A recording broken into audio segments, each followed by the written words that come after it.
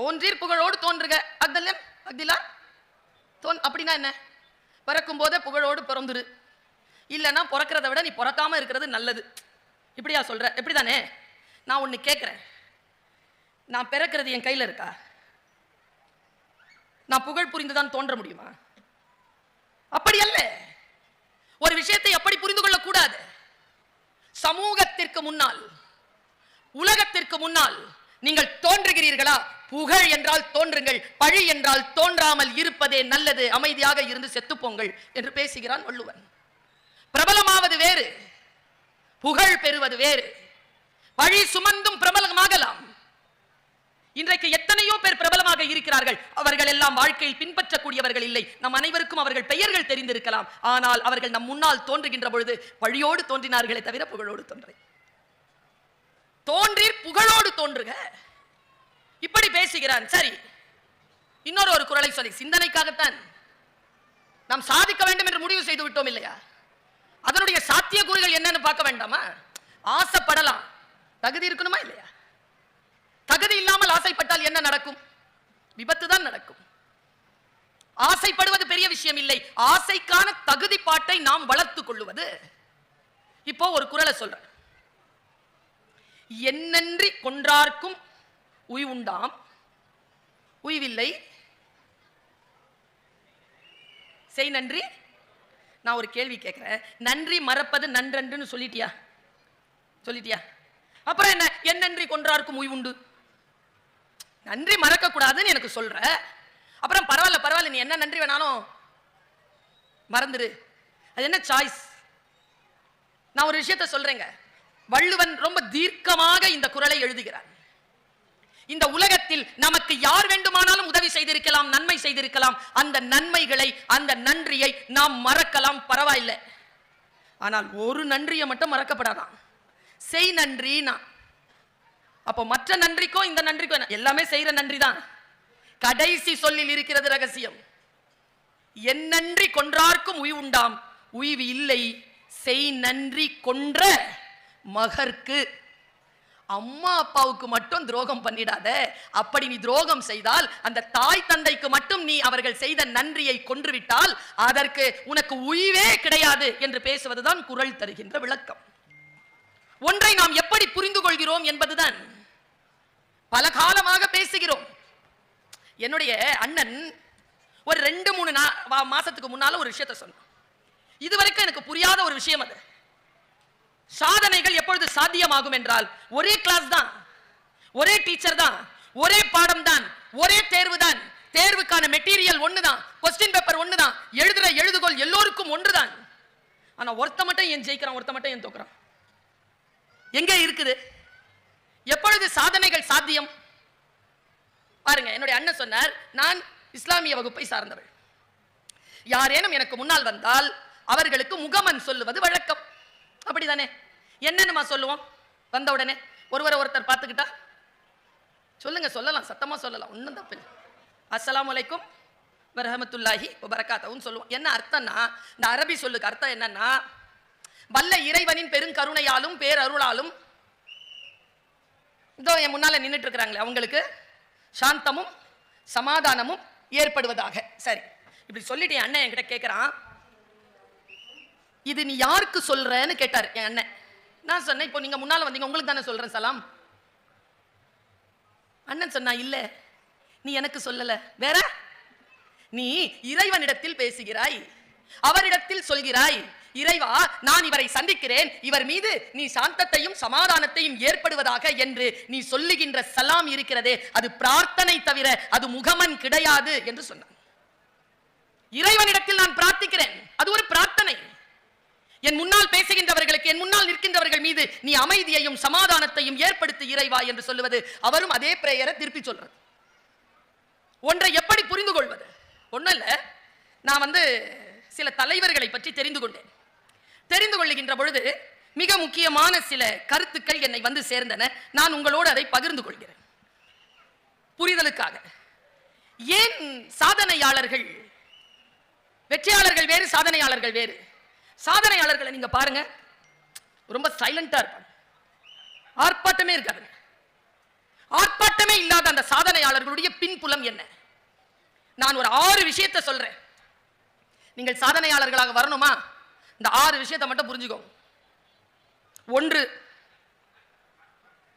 Clean hands, சுத்தமான கரங்கள், கை சுத்தமா இருக்கணும். 2, பியூர் ஹார்ட், தூய்மையா இருக்கணும் இதயம். இங்க ஒரு வார்த்தை சொல்றேன். தூய்மைங்கிற சொல் இருக்குல்ல, கொஞ்சம் சிக்கலான சொல். அது எது தூய்மையான இதயம் தெரியுமா? எந்த இதயம் அமைதியாக இருக்கிறதோ அந்த இதயம் தான் தூய்மையான இதயம். இந்த அமைதியா இருக்கிறதுக்கு ஓஷோ ஒரு குறிப்பு சொல்றான் நம்ம எல்லாருக்குமே. நான் இதை சொல்கிறேன், நான் பிரார்த்தனை செய்கிறேன், நான் சொல்லும் சொல் இங்கே இருக்கின்றவர்களுக்கு புரிந்துவிட வேண்டும். யாருக்கு புரிகிறதோ எனக்கு தெரியாது. இந்த மூங்கில் காட்டில் எந்த மூங்கில் புல்லாங்குழல். நுண்ணறிவாளர்கள் சூழ்ச்சி செய்வதில்லை. சூழ்ச்சி செய்ய நுண்ணறிவு தேவையில்லை. முட்டாள்களே சூழ்ச்சி செய்கிறார்கள். புத்திசாலித்தனமே போதுமானது. ரிப்பீட் பண்ணி பாருங்க தூங்குறதுக்கு முன்னால. முட்டாள்கள் தான் சூழ்ச்சி செய்கிறார்கள், புத்திசாலித்தனம் போதுமானது, நுண்ணறிவாளர்கள் சூழ்ச்சி செய்வதில்லை என்கிறார் ஓஷோ.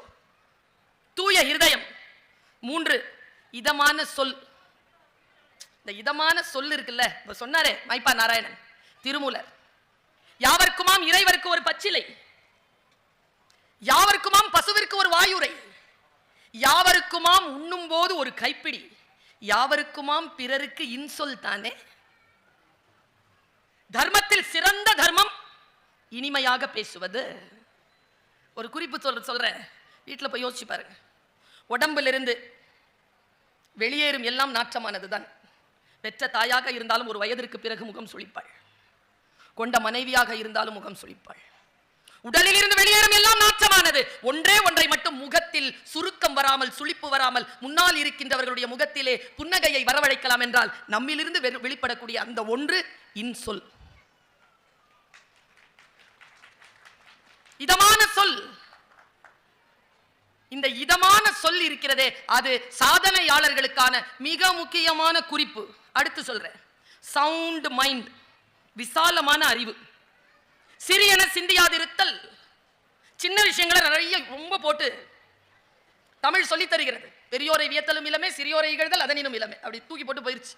விசாலமான அறிவு, வைஸ் விஷன், தீர்க்கமான ஞான பார்வை, பெரிய பார்வை. What is the biggest problem of life? Thinking too small. ரொம்ப சின்னதா யோசிக்கிறது தான். பெருசா யோசிங்களேன். யோசிக்கிறீங்க தானே, ஏன் துணுண்டு யோசிக்கிறீங்க? யோசிக்கிறது தானே, விசாலமா யோசிங்களேன், ஞானமா யோசிச்சு பாருங்களேன். பெருசா யோசிங்களேன். யார் தடை செய்தாள்? ஒரு படம் போட்டிருந்தான் ஒரு ஓவியன்.